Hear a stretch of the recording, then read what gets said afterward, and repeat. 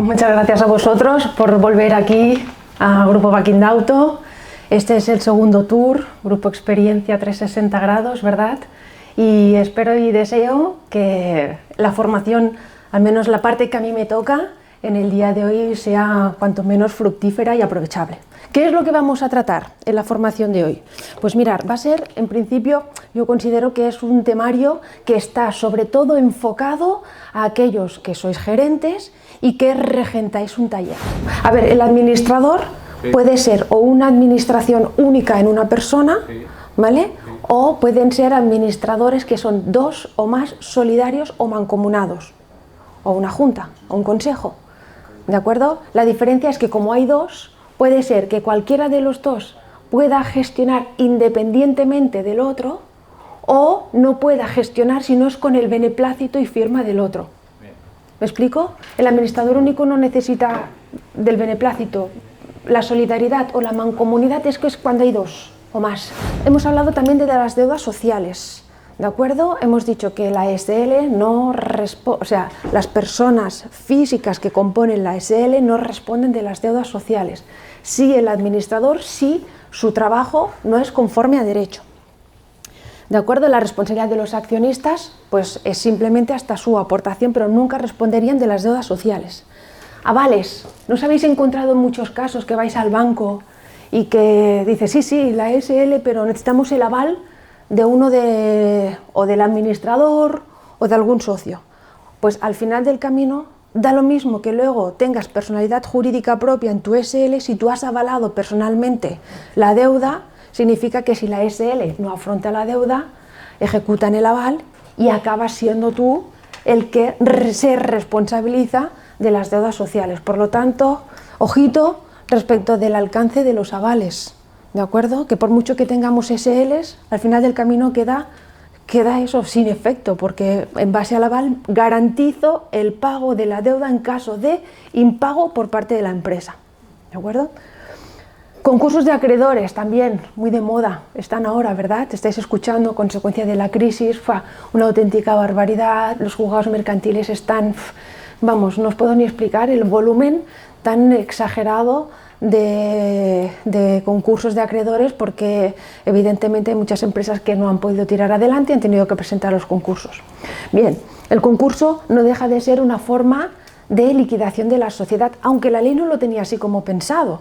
Realmente el concurso de acreedores es que cuando tú prevés que no vas a poder hacer frente a las deudas, instas un mecanismo, ¿de acuerdo?, para poder reflotar la empresa y poder continuar con la actividad. No estaba pensado para voy a cerrar y hacer una liquidación ordenada, sino era para permitir la intervención del juzgado para el nombramiento de un administrador concursal, ¿de acuerdo? Y que es el administrador concursal el que permita, inhabilitando al administrador, ¿de acuerdo?, que pueda ir a la empresa trabajando e ir pagando sus deudas.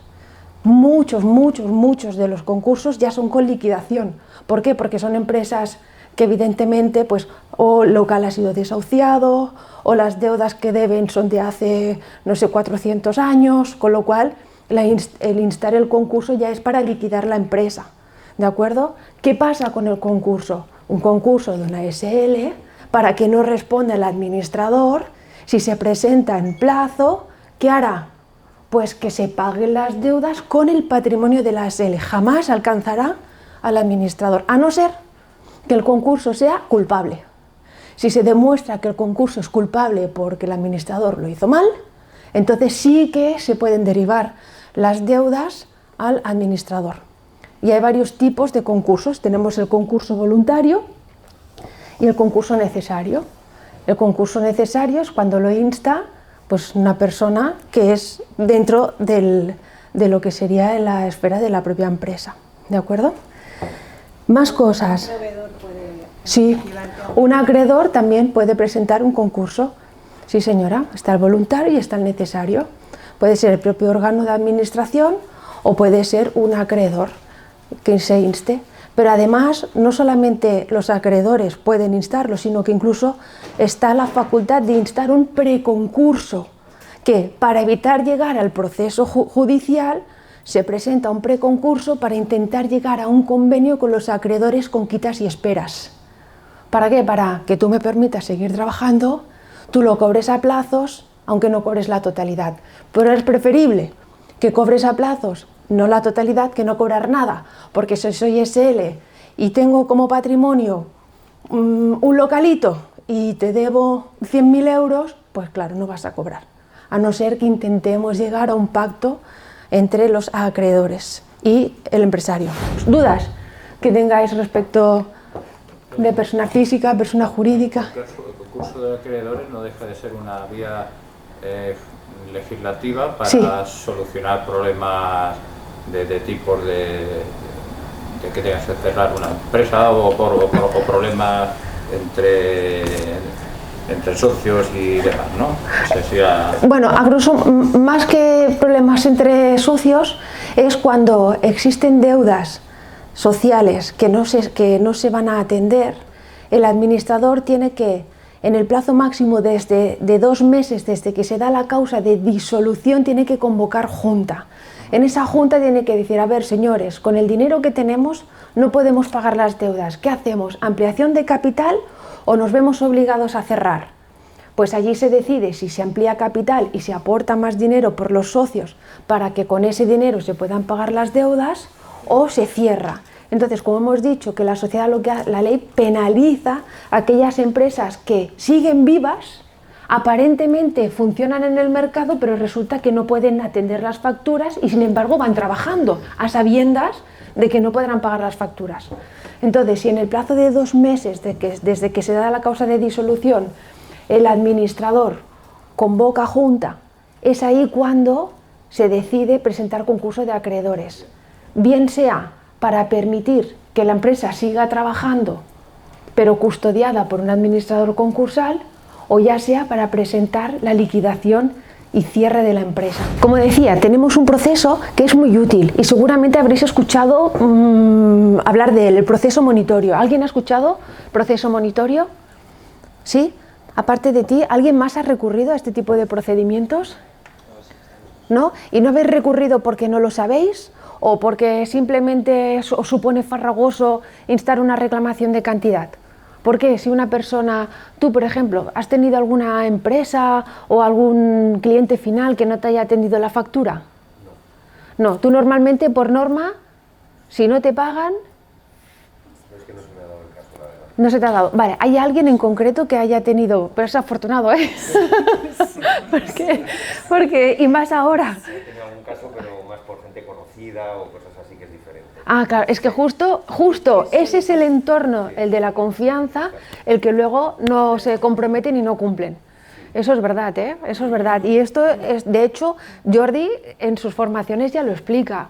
O sea, es que tenemos que tener una forma de trabajar y un protocolo, da igual, sea tu vecino, sea tu amigo, porque si es tu amigo, tu vecino, y sabiendo que tienes una forma de trabajar, pone obstáculos o se sorprende de que le hagas firmar, malo.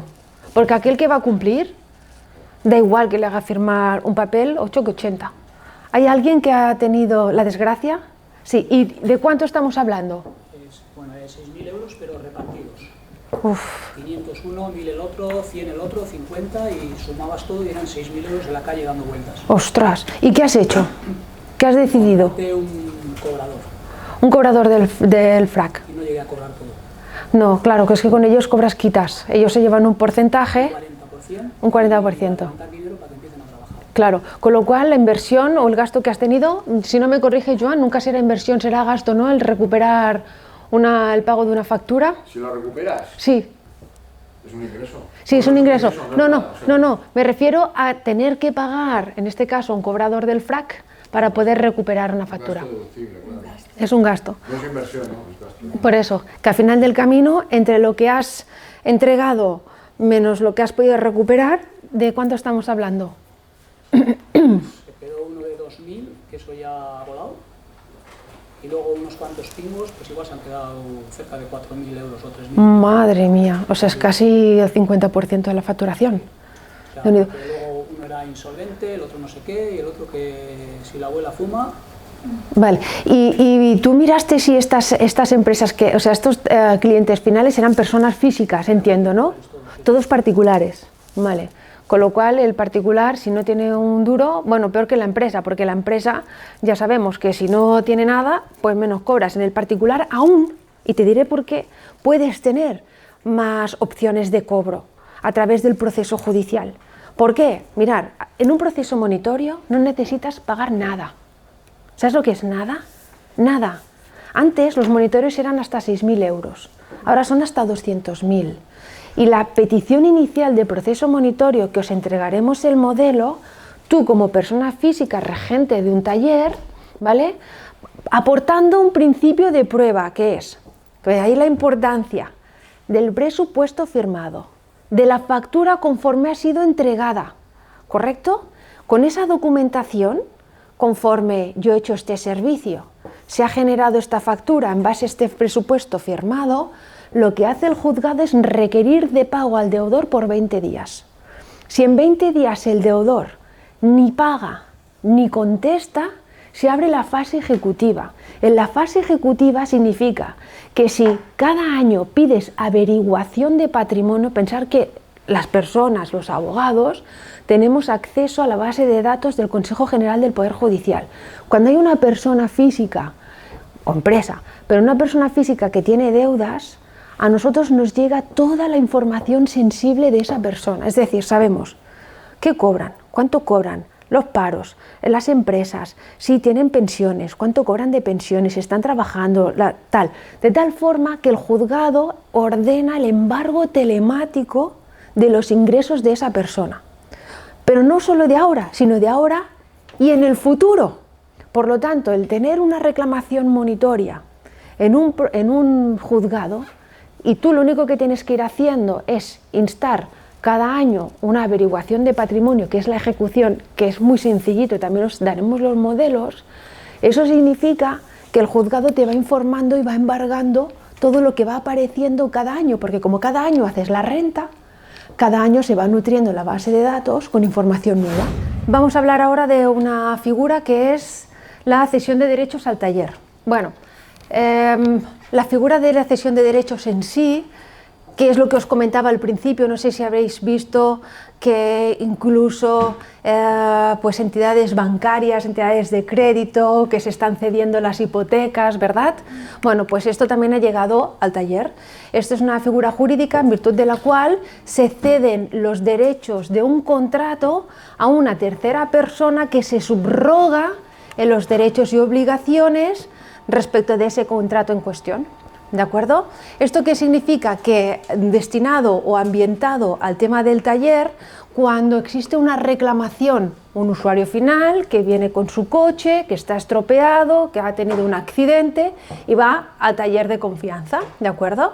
Porque él no es culpable, él es simplemente afectado como consecuencia de un accidente. Pues bien, presenta el vehículo en cuestión para su reparación, y con la compañía de seguros pues existen discrepancias de tal forma que no están de acuerdo ni con todas las piezas que se tienen que reparar, ni con el importe que tienen que indemnizarse, etcétera, etcétera, etcétera.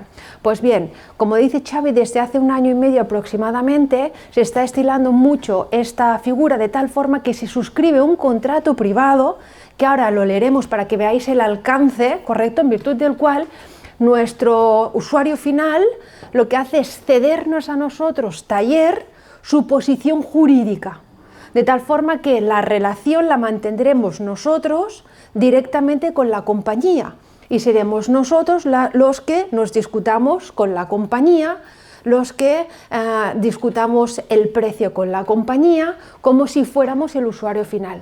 ¿A cambio qué hace o qué beneficios obtiene el usuario final? Pues que se lleva el coche reparado. De esta forma fidelizas a tu cliente, porque no solamente le reparas el coche, sino que además tú lo que haces es posicionarte, con lo cual no pierdes la reclamación, sino que como tienes muchas más herramientas y muchos más conocimientos que el usuario final, podrás discutir con la compañía el peritaje que te ha presentado la compañía con tus propias herramientas. ¿De acuerdo? Para que eso sea posible es necesario que se firme un contrato privado. ¿De acuerdo? Y ahora vamos a analizar el contrato privado. Eso es una herramienta a más que podéis vosotros tener presente cuando hay una persona en concreto que al igual no tiene tesorería para pagar la factura y se os plantea esta posibilidad de hacer vosotros de reclamantes frente a la compañía de seguros. ¿Por qué? Porque la compañía de seguros contigo no tiene el contrato. La compañía de seguros se debe a su asegurado, ¿correcto? No a nosotros. Nosotros hacemos de intermediarios, pero nosotros no somos reclamantes, ni nosotros podemos mediar en si el importe que se oferta es el correcto, ajustado a mercado o no. Mientras que si nos subrogamos nosotros en esta opción, repito, no solamente fidelizamos al cliente, sino que con nuestras herramientas, aportando una contrapericial o acudiendo a un artículo 38 de la Ley del Contrato de Seguros, podemos hacer mucho más fácil esta reclamación, ¿de acuerdo? Como vemos, es un contrato de cesión de derechos y esto sirve para todo, no solamente para el tema del taller, sino para otras cuestiones que se os pueda plantear alrededor de vuestra actividad económica o personal o empresarial. Entonces, ¿quiénes son las personas que intervienen? Intervienen el propietario del coche, ¿correcto? Con sus nombres y apellidos. En este caso, el propietario del coche, a su vez, es el tomador del seguro. Ya sabéis que el tomador del seguro no tiene por qué coincidir con la persona del asegurado, ¿verdad? El tomador del seguro, ¿qué hace el tomador del seguro? ¿Qué responsabilidad tiene frente a la compañía, el tomador? Cuando tú lees una póliza y ves tomador del seguro... Pues debe ser asegurado. ¡No! El tomador del seguro es el que paga, ¿vale? Es el que paga. No tiene más que la obligación del pago, ¿de acuerdo? El asegurado, en este caso, es la persona que sí que está asegurada, ¿de acuerdo? Que es el titular del coche, ¿vale? Que además no tiene por qué coincidir con el conductor, ¿ok? ¿Sí? ¿Estamos? ¿Vale? Bueno, por lo tanto, en este caso coinciden propietario y tomador. Si no coincidieran, deberían de comparecer propietario y tomador, ¿de acuerdo?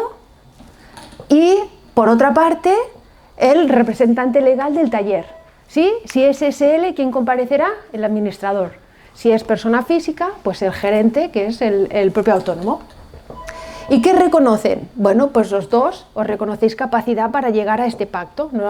Ni hay minoría de edad, ni hay una incapacitación, y estáis de acuerdo en suscribir este documento. Que fulanito de tal es el tomador de la póliza. Hemos dicho, tomador es pagador de cierta aseguradora, ¿de acuerdo?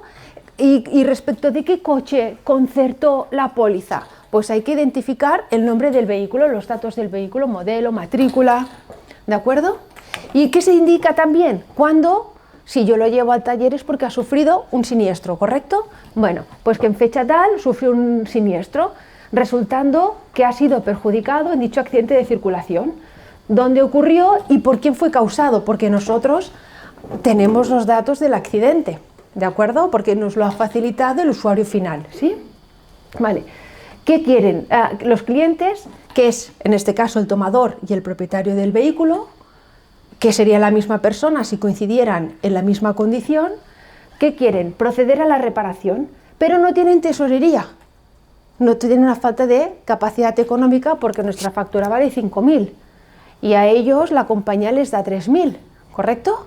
Vale, y nosotros tenemos la seguridad de que son 5.000. Bien, por lo que acuerdan con el taller reparador, que es con nosotros, este contrato de cesión de derechos, ¿veis? Que tiene su regulación en nuestro Código Civil. ¿Y cuáles son los pactos o las estipulaciones? Pues es muy sencillo, ya veréis.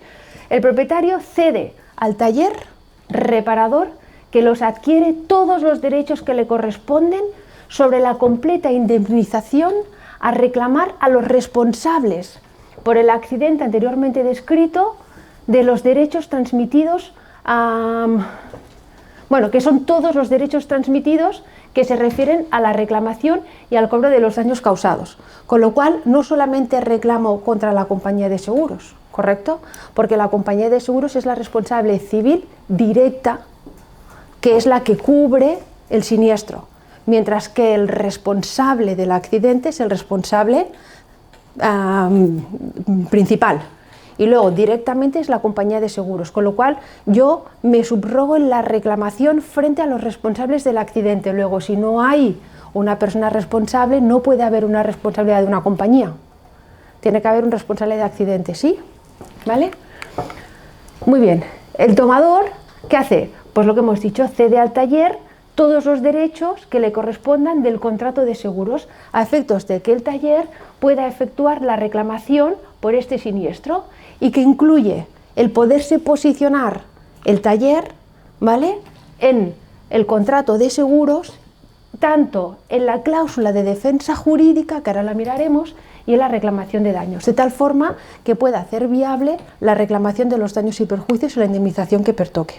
¿Vale? Repito, esto en el sector de taller hace año y medio que se está usando mucho, ¿vale? Pero es quizás aquí como de muy nueva todavía conocimiento.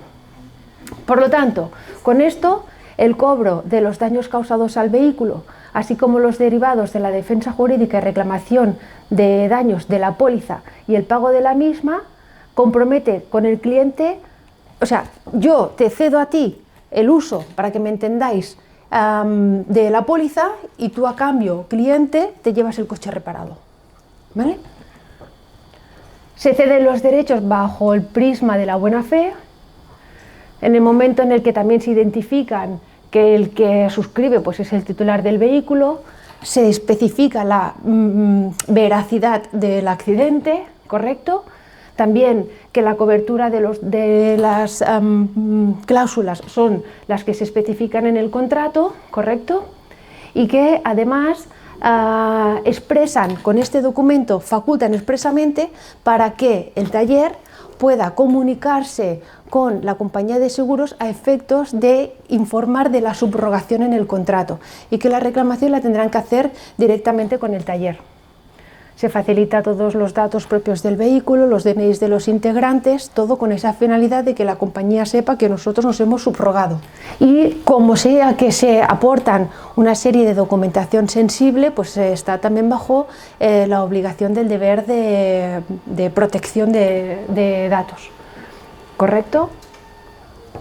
Conforme los datos que va a recibir, en este caso el taller, la finalidad va a ser única y exclusivamente comunicarse con la compañía aseguradora para que sea factible esta cesión de derechos. Y el taller reparador dará a conocer y exigirá el cumplimiento al personal de su entidad que realice los servicios y las obligaciones contenidas en este contrato. Se tendrá que advertir de la confidencialidad de esta información, y en todo caso, de existir algún tipo de contienda judicial, pues aquí se determina que la competencia lo será del domicilio, de los tribunales del domicilio del taller, ¿vale? Bueno, hemos pensado que esta figura era interesante, que pudierais tener conocimiento, pues si hubiera alguien en concreto que os lo plantee, y ya a nivel de empresa pues decidáis de la conveniencia o no de saber de este tipo de figura jurídica, insistimos. Pero esto bien. no garantiza que tú te pongas de acuerdo con la compañía, No. como taller tampoco. No. O sea, Pero puede ser entonces, Lo único es que lo que haces tú es sí, discutir como si fueras el cliente final. Cuestión distinta es que al cliente final le digas, pues mira, la reparación son 5.000, ¿vale? Yo te puedo ofertar 3.000, te mejoro en 1.000, y el resto ya me encargaré yo de cobrar los 5 o los 6. Claro, no tiene sentido que tú se lo facilites todo si a cambio no obtienes pues algún tipo de ganancia, porque claro, se lo estás dejando al cliente final, pues mira, yo te lo reparo en 3.000, ¿correcto? O tu factura serán 3.000, pero págame 2.000, y luego yo reclamar a la compañía 3.000. Claro, todo tiene que haber una compensación. ¿Me explico? ¿Este contrato se ve delante del notario o algo? ¿O es No. un contrato personal? Sí. Sí. O sea que, no sé, alguna cuestión, es muy novedoso. Claro, quizás, más que nada es para que sepáis que eso existe. Que si hay algún cliente que os diga y os pregunte, oye, vosotros podéis hacer una cesión de derechos, porque al final del camino, pues no sé, al igual le habéis hecho la reparación y no tiene dinero y no vais a cobrar. Pues al igual es más interesante, ya que no vamos a cobrar, cédeme el derecho y ya me encargaré yo. de reclamar. Quizás más son ante estas situaciones de impago, ¿no? De que una persona pues haya quedado sin trabajo, diga que no tiene dinero, que te diga, ah, pues mira, quédate el coche ya, pero yo el coche no lo quiero. Pues vamos a hacer una cesión de derechos. Es más este enfoque, porque esta figura que se usa mucho en el norte es porque estos talleres ya están como muy concienciados, la lucha contra la compañía, ya cuentan con su equipo de peritos, está como muy orquestado todo, ¿vale? Bueno, ¿alguna duda de esta figura? ¿Nada? Bueno, vamos a analizar documentos indispensables. Empezamos con la hoja de encargo, ¿de acuerdo?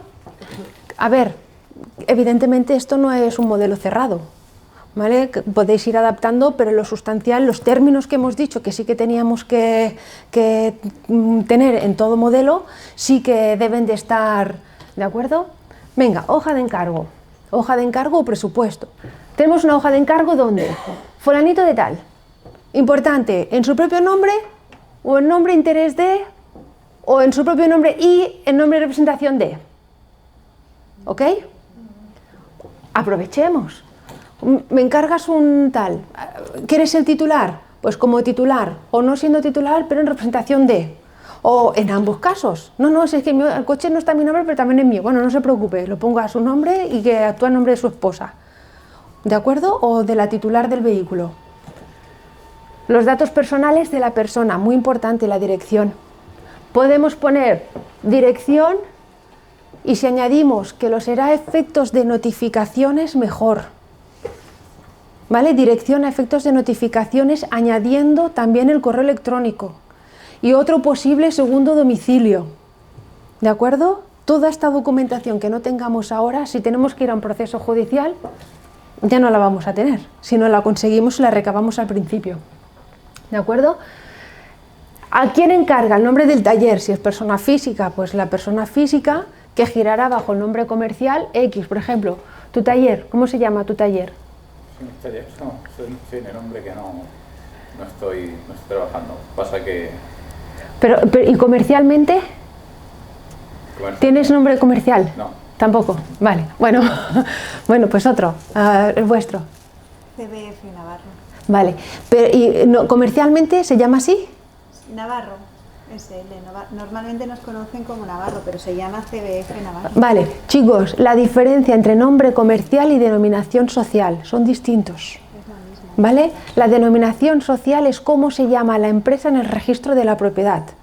Pues Transportes Navarros SL. Comercialmente, nombre comercial es cómo me conozco frente al público. Pues Navarro. ¿De acuerdo? El nombre comercial no tiene personalidad jurídica. Jamás podremos poner aquí encarga a Navarro. Si es persona física, pondremos encarga al taller de XXX que gira comercialmente bajo el nombre de. ¿Ok? Por eso es tan importante lo que hemos dicho al principio. ¿Quién se obliga con quién? Aquí un nombre comercial no obliga. Obliga la SL o obliga el autónomo con DNI que gira bajo un nombre comercial. ¿Ok? ¿Sí? Yo, por ejemplo, en mi empresa se llama Asesoría Jurídico Laboral Egarense SL. Esta es mi denominación social. Pero mi nombre comercial es Egarense Advocats. Egarense Advocats es un nombre comercial. No tiene entidad jurídica porque es un nombre comercial. Nunca podría poner Egarense Advocats. Tengo que poner Asesoría Jurídico Laboral Egarense SL. ¿De acuerdo? ¿Sí? Vale. Venga. La dirección. La dirección, importante. Tanto la del cliente final como los datos de nuestra empresa. ¿Correcto? ¿Y qué trabajos vamos a contratar? Pues aquí es cuando tenemos que definir los trabajos o el encargo, ¿sí? Luego, que el cliente autoriza expresamente a la realización por el personal del taller de las pruebas necesarias en el aparato a reparar, con las piezas que juzgue necesarias para la reparación de los mismos, autoriza la subcontratación. Imaginaros que tenéis que subcontratar unos trabajos, ponerlo también, que autoriza la subcontratación, ¿de acuerdo? Por eso os digo que al final del camino es una cuestión de metodología. Si sabemos que nosotros no prestamos plancha y pintura y tenemos que subcontratarlo, hay que indicarlo, la subcontratación de esos trabajos, ¿de acuerdo? ¿Vale? El presupuesto, la validez, aquí, bueno, hemos puesto pues 30 días, ¿de acuerdo? Mínimo son 12. Todo lo que supere a 12, pues os obliga a mantener el precio del presupuesto, ¿sí? Después, muy importante, imaginaros que esto lo veremos más adelante cuando tengamos que repasar las obligaciones y los derechos de los talleres, que aparece una avería, obligación inmediata de comunicar, esa avería distinta a la que nos presentaron el vehículo para reparar, ¿correcto? Después, las piezas sustituidas están a disposición del cliente hasta la retirada del aparato, renunciando a ellas si no las retira. Si una vez reparado el aparato o el vehículo, si el cliente no procede a retirarlo en el plazo de 5 días, aquí se ha puesto una identificación de 5 días, muy importante, hay que especificar, como veremos, los gastos de consigna y de pupilaje. Si no están, no podremos cobrarlos, ¿vale? También como una cuestión muy importante a tener que consignar en nuestras hojas de encargo, presupuestos u órdenes de trabajo. Pasados 5 meses desde la comunicación de la reparación del aparato al cliente y no habiéndolo retirado, se le volverá a notificar, y si no procede a su retirada, se tendrá por abonado el aparato. ¿Vale? Bueno, en este caso no era un vehículo, era un aparato electrodoméstico. El cliente puede desistir en cualquier momento del arreglo, abonando los gastos causados hasta el momento. Imagínate, vosotros no trabajáis con provisiones de fondo, pero en otras situaciones que se trabajan con provisiones de fondo, cuando vas a dejar una batidora para que la reparen, pues te piden una paga y señal, ¿de acuerdo? Si decides finalmente que no te lo reparen, está obligado a devolver lo abonado en exceso. El cliente puede desistir en cualquier momento, que es lo que os he comentado. Después, y importante, el pago de las reparaciones se abonará previamente a la retirada. Dicho pago se realizará en efectivo mediante tarjeta de crédito o la forma de pago, muy importante, contrarrecibo, vencimiento, identificarlo. Y el taller se reserva el derecho a retener en prenda. Ya lo tenéis aquí, tiene que estar expresamente identificado en el contrato. Evidentemente se informa que para la retirada del objeto hay que presentar el resguardo de depósito. También hay obligación por parte del usuario final que para poder retirar el aparato tiene que entregar el resguardo. ¿Qué más? Todas las reparaciones efectuadas estarán garantizadas por el plazo que establece la ley. ¿De acuerdo? ¿Qué plazo es? En talleres son 3 meses o 2000 kilómetros. Este es como mínimo. Luego tú, si por ejemplo las piezas tienen mayor garantía, se posponen al plazo máximo de las piezas, ¿vale? En materia de protección de datos, bueno, pues hay que también consienten que sean tratados sus datos personales, ¿sí? Bueno, este es un pequeño resumen de cuestiones que ahora las veremos más a fondo, que debe de tener toda hoja de encargo o presupuesto, ¿sí? ¿Ok? Vale. Y, disculpa, si la garantía de la pieza, yo que sé, son 2 años, ¿vale? Pero luego tu mano de obra, yo que sé, tardas 3 horas en cambiar esa pieza, la pieza está en garantía. Sí. Tu mano de obra. No. Tú cobras la mano de Sí, obra, ¿no? sí. Ahora lo veremos.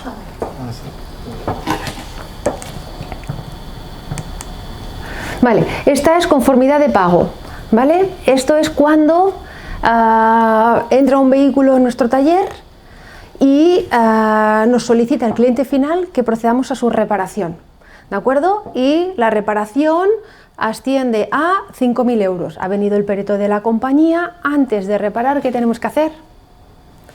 Solicitar la conformidad en el pago, ¿de acuerdo? También tenéis aquí el modelaje. Siempre es básico.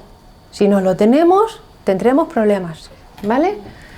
Entonces, es tan sencillo como el email que se dirige, ¿de acuerdo?, al jefe de siniestros, que ya previamente ya nos han facilitado los datos, que ha sido presupuestado por este taller, que sube a tanto y que siguiendo instrucciones del asegurado de ustedes, porque recordar que nosotros no tenemos ningún tipo de relación con la compañía, no nos une ningún tipo de contrato. Iniciaremos la reparación del vehículo y le solicitamos conformidad de pago a fin y efecto de poder remitir a esa aseguradora la factura devengada por ese taller en evitación de molestias innecesarias. Y les informamos que su cliente nos ha autorizado para efectuar en su nombre de representación las acciones para obtener el cobro íntegro de la factura, de tal forma que estamos informando a la compañía que nuestro cliente nos ha autorizado a nosotros el cobro. ¿De acuerdo? Este documento lo firmamos nosotros, pero también es cierto que se necesitaría otro documento anexo del cliente final por el que nos autoriza a nosotros a poder pedirle directamente a la compañía el cobro de la factura. ¿De acuerdo? Ya. Es que es así, porque vais viendo las relaciones jurídicas diferentes que al final se van entrelazando pero son distintas. La compañía con su asegurado, nosotros con el cliente porque nos efectúa un servicio, pero para yo poder reclamar algo a la compañía necesito porque me han cedido los derechos en el siniestro o porque me has autorizado para pagarme y tu compañía estás de acuerdo. ¿Vale? ¿Así? Venga, y vamos al tercer modelo. Bueno, también hubo en su momento una gran discusión, ¿verdad?, con los precios hora.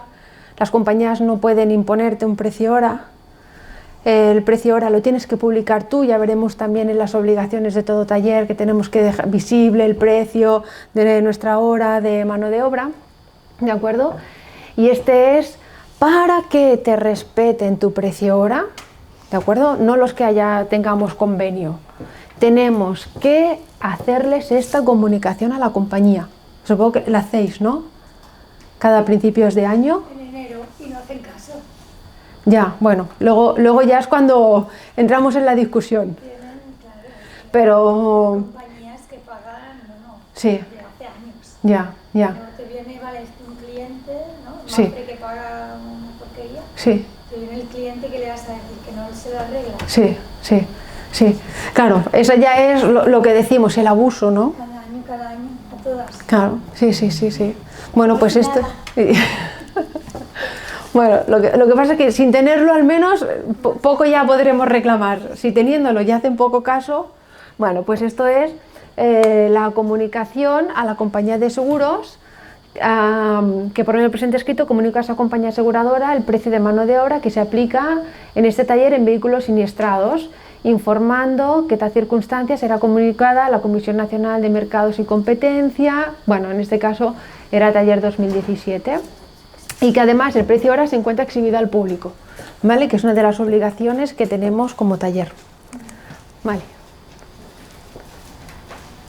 Bueno, ya sé que vamos entrando en materia. Ya me decía Ana, ¿no? Gemma. Me decías, madre mía, ya es complicado. Pero bueno, vamos a intentar hacerlo lo más fácil posible.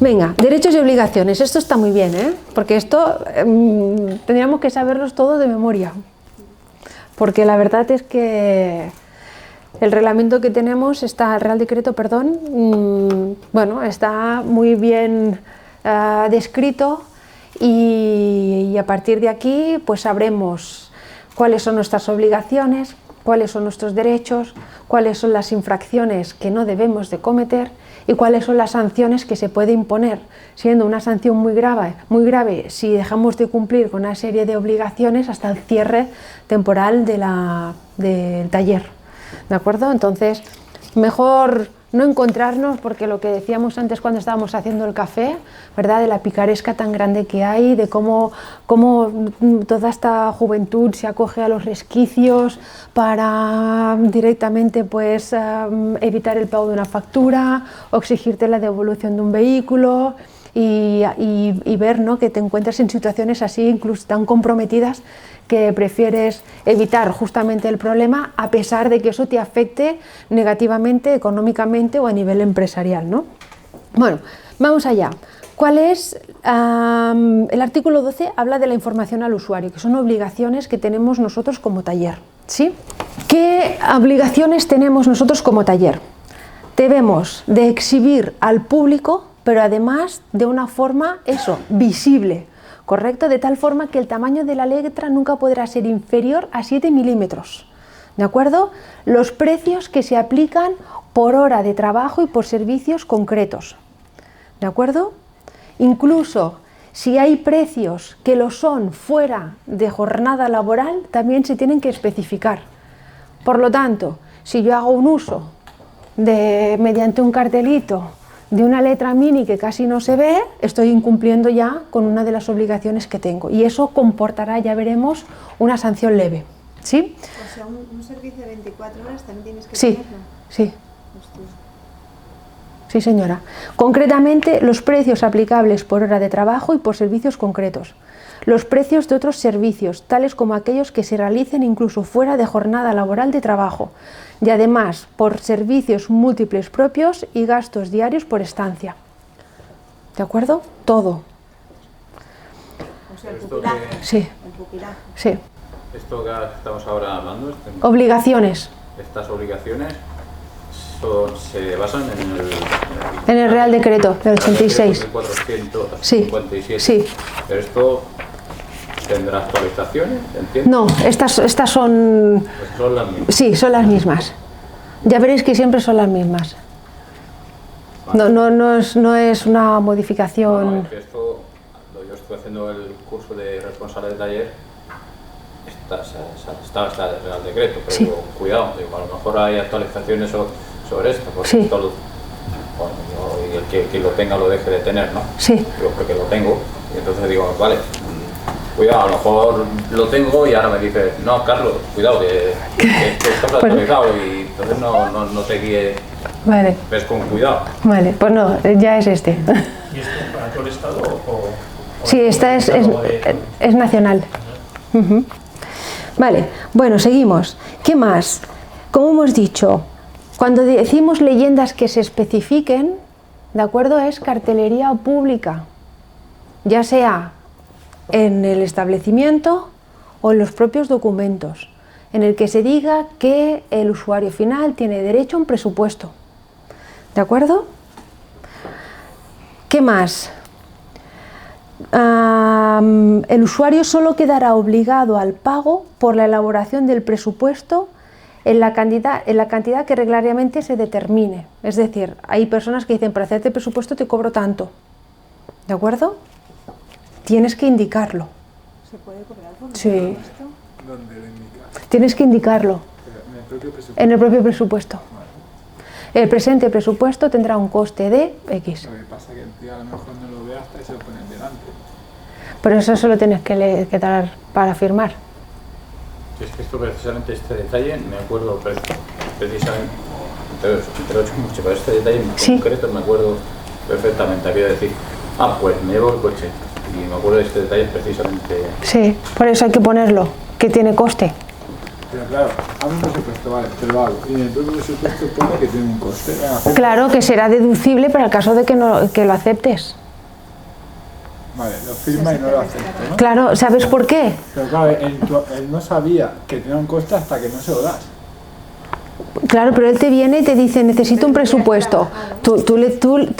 Claro, tú te refieres, a ver, ¿qué es un presupuesto para qué? ¿Para reparar o para comparar con otras o para presentarlo a un proceso judicial?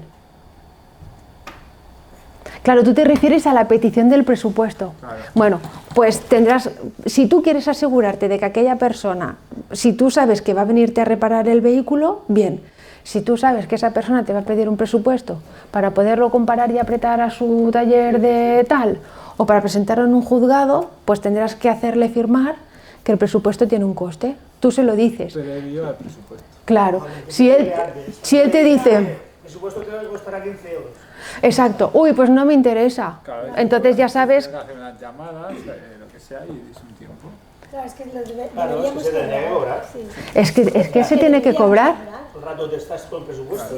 Es que tal. Entonces sí, es así. Lo único es que si él sabe que tiene un coste y se lo haces firmar y te dice que no te lo firma, es porque no tiene intención de tal, a no ser que, yo no lo sé, si con una simple visión, depende, ¿no? Si es chapa, si es pintura, puedes hacerle un presupuesto aproximado. Pregunto. No sabes. Claro. El presupuesto se tenía que cobrar con los talleres, se venían con el Claro. rollo de, oye, todos los talleres, presupuestos, y el que me interese más, me voy. Exacto. ¿Vale? No jugarían tanto con esta historia, de ir cada uno con otro. Viene a ti, te viene a mí, te viene al otro, pues te dejan saber de 10 euros. Sí. Por eso, o dicho de otra forma, si vienen a tu taller, te piden el presupuesto, elaboras el presupuesto y se llevan el coche y no reparan, no podrás cobrarlo sin previamente haberle informado por escrito que tiene un coste. Entonces ahí ya está la elección de cada uno, de decir, bueno, pues mira, o impido la oportunidad de que pueda dejar el coche y me arriesgo, o no lo hago y le advierto. Más cosas, las reparaciones están garantizadas, lo que hemos dicho antes, por 3 meses o por 2.000 kilómetros, excepto en vehículos industriales, que será de 15 días. Muy importante, y que seguro que todos tenéis a disposición y en cartelería pública, este establecimiento dispone de hojas de reclamación. ¿Vale? Muy importante. Si no tenemos esa cartelería, nos encontramos ante una sanción de carácter leve con multas, ¿vale? De hasta 3.000 euros. Una cosa, nosotros hemos tenido, con esto que dices, una incidencia. Nosotros, Sí. Con esto de la garantía, Sí, en vehículo industrial son 15 días. sí. A mí me han reclamado a los 4 meses. Ajá. A los 4 meses. Estaba fuera de garantía. Fuera de garantía, sí. Le hemos denunciado por impago. Sí, Él ha dicho que tenía un problema de garantía sí, y el juez le ha dado la razón. pero habrá desestimado la demanda de reclamación de cantidad. ¿Qué quiere decir? O sea, si tú presentas una factura por impago, vale, unas facturas por impago, vale, el tipo de procedimiento cuando tú has interpuesto la demanda en reclamación de cantidad es que el otro, ¿qué ha hecho? Ha reconvenido, os ha puesto una demanda diciendo que... La demanda. Una reconvención, vale. Ha presentado una reconvención, ¿no? Vale. Lo único es que esta garantía mínima de 15, ¿vale? Queda ampliada si existen piezas Que no. que tienen un valor en tiempo mayor de garantía. No es el caso. Y sin embargo el juez le ha dado la razón. ¿Le ha dado la razón en cuanto a la cobertura? Sí. Es que es inconcebible. Pues no te sabría decir si no viera el contenido de la demanda. Y además por responsabilidad civil también lo he reclamado, porque Sí. claro, si es así, Sí, y me dicen que solo hacen pago por los daños que han ocasionado, no por el daño ocasionado, o sea, no por lo que se ha realizado mal. O sea, es que todo es claro. aquello que dices incoherente. Pero aquí han intervenido peritos. Ha intervenido un perito, sí. Vale. Y, Pero además un perito a posteriori. ya. O sea, cuando ya estaba realizado la reparación ¿Sí? en otro taller. ¿Sí? Ah, O sea, que es que ahí, ¿cómo lo puedes saber? claro. Eso Yo encuentro que ese juez... ya. Bueno, lo que hablábamos, ¿no? Que a veces también los jueces también se equivocan, pero no te sabría decir porque tendría que ver la base de la reclamación vuestra, la reconvención, la prueba pericial, por qué llega a esa conclusión el juzgado, pero en un principio, sí, no, es que son 15, salvo que algo que hacen a los 4 meses. Sí, Es que claro. Ya te digo, tendríamos que ver exactamente el contenido de la reclamación. Si no me pasas un día, cuando quieras, sentencia y te doy mi opinión. pues sí te lo haré. Sí, a ver si ha habido algún fallo. Sí, me interesaría. ¿No?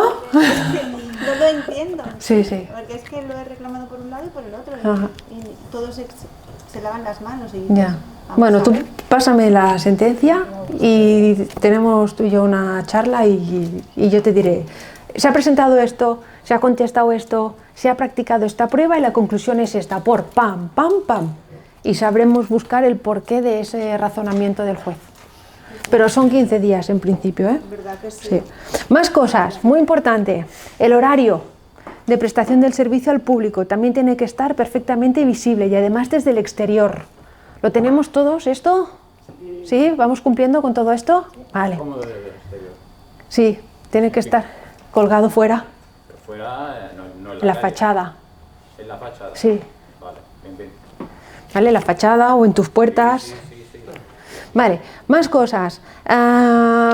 Si hay talleres oficiales, tenéis que tener a disposición de los clientes pues los catálogos, en fin, las tarifas, además han de estar actualizadas, las piezas que se utilizan para las reparaciones. Muy importante también lo que os hemos dicho, cuando se elaboren los resguardos, las hojas de encargo, las facturas, el tamaño de la letra no podrá ser inferior a 1,5 milímetros. Esto de que no veo, porque es muy chiquitito, también es causa de sanción. ¿De acuerdo? Más cosas.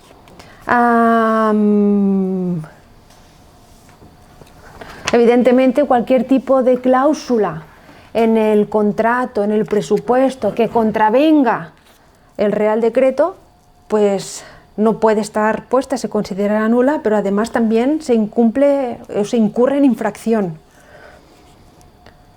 Luego, las hojas de reclamaciones pues tendrán que estar correctamente confeccionadas según la normativa que a tal efecto se publique. Más cosas. Estos como cuestiones genéricas, ¿sí? ¿Los vamos cumpliendo todos? ¿Sí? ¿Tenemos las letras correctas de los presupuestos, no? Más o menos. Bueno, pero ahora entonces tenemos deberes para mejorarlas. Vale. Vale, bueno, pues entonces, vamos al presupuesto. El plazo mínimo, 12 días. ¿Sabíais, no? Que el presupuesto mínimo son 12 días de validez. ¿Sí? Y a partir de aquí podéis ampliarlo al tiempo que queráis. Pero mínimo son 12. Sí, di que 15 días. Ah, ya, vale. máximo. Bueno, está bien. Luego, en el presupuesto, ¿qué debe de figurar? Hay que consignar los datos nuestros del taller. El número del taller en el registro especial, el nombre y domicilio del usuario, la identificación del vehículo, qué reparaciones hay que efectuar, la fecha y la firma del que presta el servicio, la fecha prevista de la entrega del coche, la indicación del tiempo de validez del presupuesto, evidentemente el espacio para la firma de la aceptación por parte del usuario y en el caso del que el presupuesto no sea aceptado, ¿de acuerdo? El vehículo deberá de devolverse en análogas condiciones a las que fue entregado antes de la realización del presupuesto. ¿Vale? Si yo te dejo el coche y luego no te acepto el presupuesto, me lo tienes que devolver tal cual. No con las piezas desmontadas. ¿Vale? ¿Ok? Y si para hacer un presupuesto Hay que desmontar. Pues entonces, ¿qué vas a hacer? Cobrarle el tiempo que le vayas a abrir. Claro. Pero A no ser que renuncie al presupuesto previo, que en Cataluña es lo que te permite poder retener en prenda la renuncia al presupuesto previo, pero tiene que estar expresamente puesto que renuncia al presupuesto, que es cuando, no hace falta, no me hagas presupuesto, repáralo.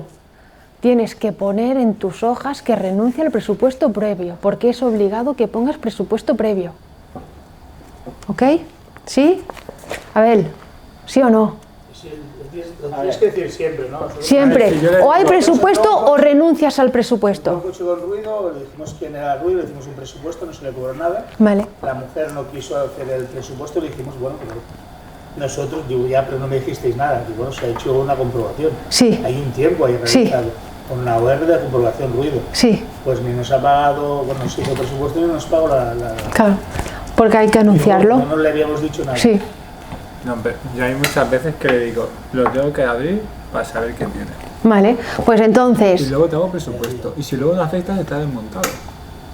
si me lo aceptas, está O sea, desmontado. si luego no aceptas el Sí. presupuesto, ya está desmontado. Claro, y entonces, Pues eso pregunto yo. pues se lo tienes que volver a montar. Pero yo cobro el tiempo. Pero se lo tienes que decir. Hay que Hombre, decir, claro. Pero- Yo digo, pero lo si tiene que luego no aceptar. aceptas, el tiempo que yo he estado me lo pagas. Claro, pero lo tienes que poner.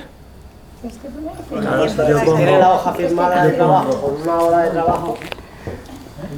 La- Una hora de turismo, una unidad. Es que al final Ya, tienes que decir, claro, hay firma. problema, pero Vale, pero esa es la hoja de encargo, ¿no? Sí. Vale, De trabajo. vale, está bien. Claro, yo pongo desmontar para presupuestar. Vale, Me lo firma. Vale, no autoriza, vale, pues ahora me pagas el desmontar y montar. sí, pero no has puesto que tiene el coste una hora a 60 euros.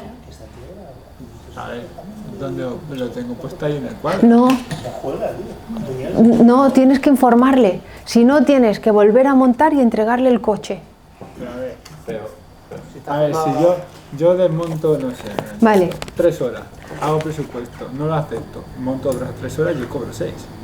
sí, tú cobras 6. Pero tengo que poner el AOR que Que desmontar y montar son 3 horas. Coste, hora, servicio, lo que sea. sí, Acepto. vale. O sea, tengo- Y vale. si acepta el presupuesto, se descuenta. O sea, ¿se descuenta? Bueno, en este caso no, porque el tiempo lo vas a implicar igualmente. Vale. Bueno, pero lo descuentas del presupuesto. ¿Por qué? O sea, esas 6 horas o esas 3 horas. Porque son necesarias para la reparación. Ah, porque vale. Cuando tú vas a abrir, Sí. tienes que abrir igual, ¿Y luego qué haces? reparar Sí. y luego volver a montar. Exacto. Es lo que te está. Pero- Entonces esas 6 horas Vale, vale. las vas a necesitar para abrir y luego montar. Vale. Además, pero que ese es- no pero ese somos es- adivinos y no sé que se ha roto hasta que no lo haga. exacto, es que Claro, hay claro. a veces que sabes dónde empiezas, pero no sabes dónde acabas. Vale, pero ahí no sabes la reparación. Exacto, sé que voy a pegar 3 horas desmontando. Vale. Y luego, y cuando sabes lo que tienes que reparar, ¿qué haces? Pues mira, tiene esto y vale tanto. Haces presupuesto. Correcto. A no ser que te haya renunciado al presupuesto previo, que es tira millas, Sí. repara. Pero tienes que poner renuncia al presupuesto previo. Es que son diferentes escenarios. Es aquel que dice, quiero saber qué le pasa. Y son 6 horas, 3 desmontar y 3 montar. Sí. ¿Vale? Eso tiene un coste.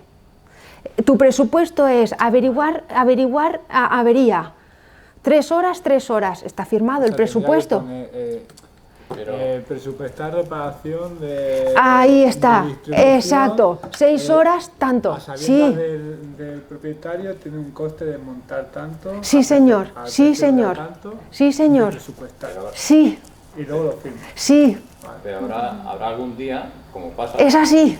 que, como que es lo que dice él, que tienes que desmontarlo y luego resulta que no lo puedes montar porque Está roto. está roto. Sí. Entonces, Vale, vale. y a lo mejor- ¿Qué pasa aquí? Tienes que llamar y decir, hay esta avería que no estaba contemplada porque en un principio era que hacía un ruido, ¿no? Sí. Vale, necesitas la conformidad. Te dice que no. Si te dice que no, tienes que volver a cerrar y como tienes el presupuesto de Pero 3... hay veces Pero que el no se puede coche, montar. pero el coche entra funcionando y resulta que ¿Y por qué no se puede montar? Porque hace ruido, porque se ha partido, tú desmontas, se cae solo. Luego no lo puedes poner Sí. porque está roto. Y el coche se queda así, puede circular. Exacto. allí. entonces Eso ya pasa no a funciona. veces, ¿eh?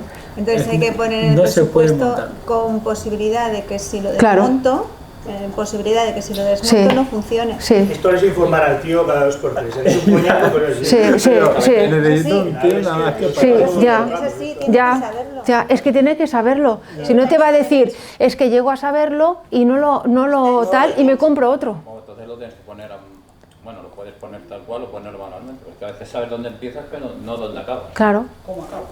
sí, sí, sí, sí. Cómo acabas, Sí, o sí. cómo se acaba. Por eso que al final es que lo tiene que saber, porque él tiene que decidir. Y si, entonces, los casos que nunca me piden presupuesto, pone renuncia a presupuesto previo. Y me lo Sí, firma. sí, Siempre. siempre. Esto es que tira millas, repara lo que ¿Hay que quieras. ponerlo de puño y letra o lo puedes tener la orden ya ahí? En la orden, es que hay que estar en la orden. Mira, pero no hace falta que lo ponga el renuncio al presupuesto. No, pero que sí y que tenga la crucecita. Sí, sí, sí.